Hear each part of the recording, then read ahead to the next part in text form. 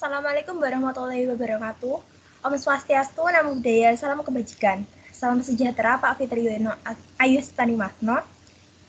Izinkan kami malam ini untuk mempresentasikan hasil kerja kami berupa rangkuman webinar NVIDIA Conference oleh Nikita Mariokov dengan judul Medical Image Reconstruction with Memory Efficient Neural Network. Next. Anggota kelompok kami ada Alisa Farinka, Nabila Nisa, Alvina Amalia, Fania Fabiola, Pinkan Lucia Anjani, Pairunisa Triastuti, Syakira Asmarani, dan Anindya Niken. Next.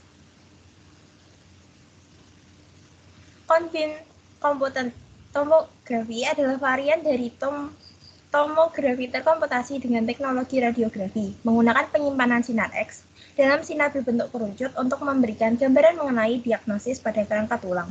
Combined CT atau CBCT adalah imaging modality atau modalitas pencitraan 3 dimensi yang penting dan banyak ditemui dalam bidang medis, seperti contohnya terapi radiasi. Kemudian CBCT berfungsi untuk merekam serangkaian proyeksi tomografi 2 dimensi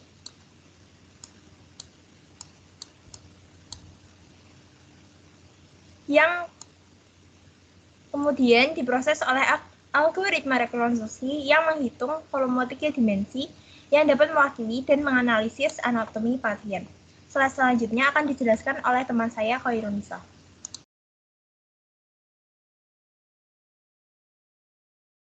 Panel data detektor.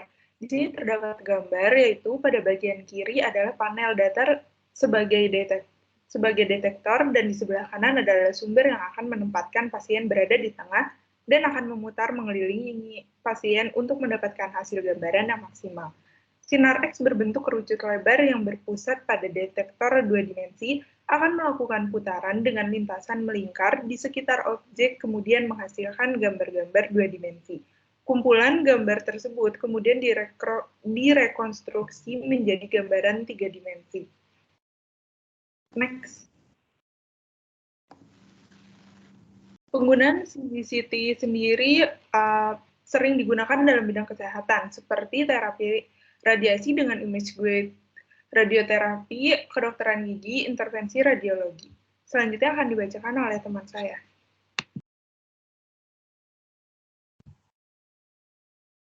Berikutnya ada CBCT dan juga CT. Nah, CBCT sendiri itu menghasilkan pindaian dengan kontras dan kalibrasi HU atau Hounsfield Unit.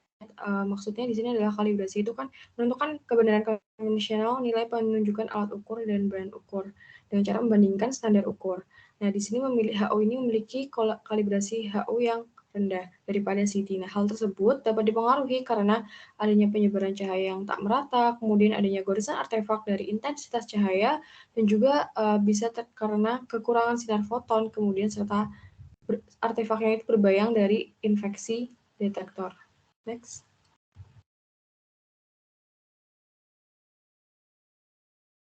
Selanjutnya ada proyeksi T dan back projection T. Yang di sebelah kiri adalah proyeksi T dan sebelah kanan itu adalah back projection T.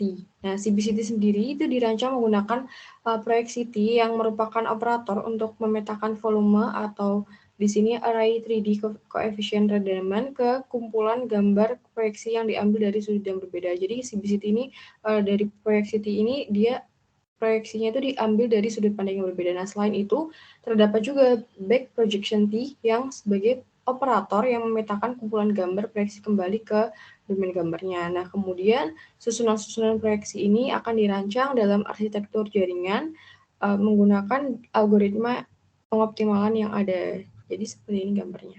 Selanjutnya bisa dilanjutkan oleh teman saya. Yang selanjutnya yaitu ada metode rekonstruksi. Metode rekonstruksi ini ada 3. Yang pertama yaitu metode klasik yang merupakan rekonstruksi analitik menggunakan FPP atau Filtered Back Projection. Yang kedua yaitu ini rekonstruksi iteratif dengan menggunakan Prima Dual Hybrid Gradient Method atau PDHG dilengkapi dengan Total Variation (RTV) sebagai regulasi. Yang kedua yaitu metode Learned Filtering. Ini menggunakan sistem input FPP yang diproses dengan lanjutan UNet untuk menetralisir suara bising dari FPP. Dan yang ketiga yaitu Learned Iterative Schemes. Ini mengenai pengetahuan eksplisit tentang proyeksi dan back projection operator yang dibangun di belakang arsitektur jaringan.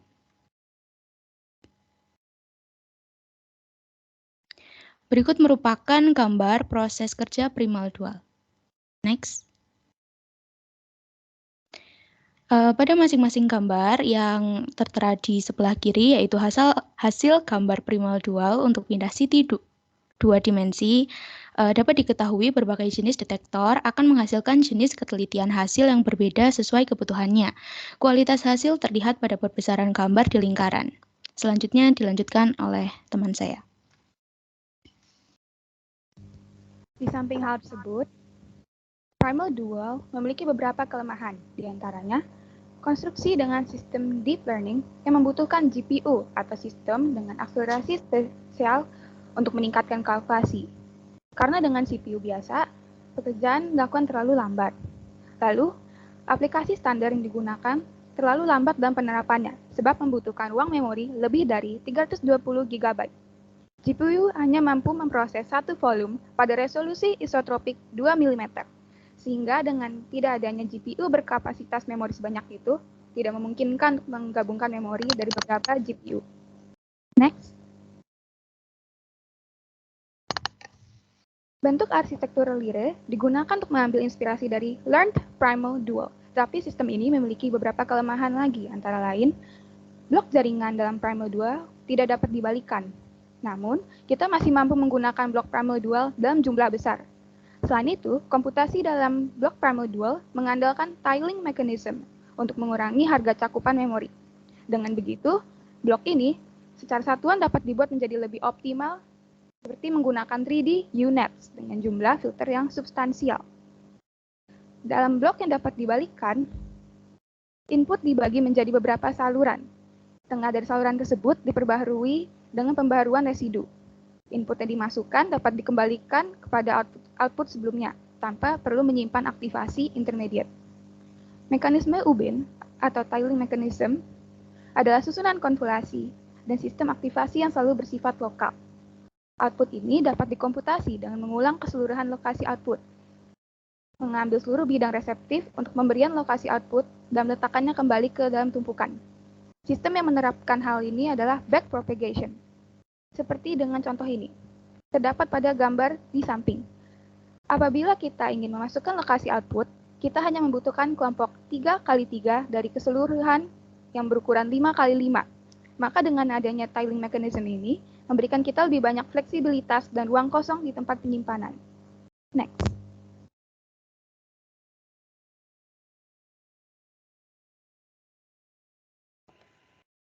Data yang didapatkan contohnya sebagai berikut. Didapati 260 gambar toraks CT scan akan digunakan sebagai latihan.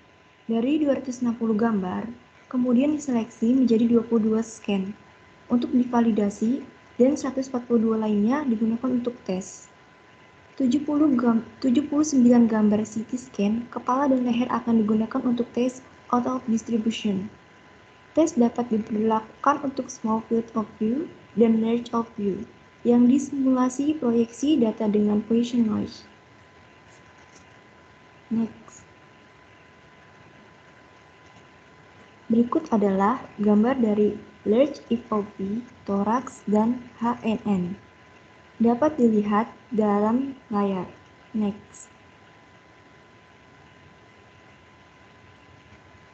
Berikut ini merupakan tabel hasil resolusi 2 mm. Bisa dilihat dalam layar. Selanjutnya akan dilanjutkan oleh rekan saya. Selanjutnya, terdapat sampel menggunakan metode Lyre dengan resolusi 1 mm. Dari gambar di atas dapat dilihat perbedaan resolusi yang menunjukkan perbedaan detail pada kedua hasil. Selain itu, kontrol yang diberikan juga lebih baik pada satu sisi sehingga memudahkan tenaga untuk mengidentifikasikan gambar. Next. Pada tabel kedua ini, terdapat perbedaan hasil resolusi 1 mm menggunakan metode UNet dan juga metode Lyre. Hasil CT scan dari TSNR dan SSIM memiliki nilai yang apabila semakin tinggi maka semakin baik. Dapat dilihat dari tabel bahwa penggunaan metode Lyre mendapatkan nilai yang lebih tinggi dibandingkan dengan metode UNet. Next.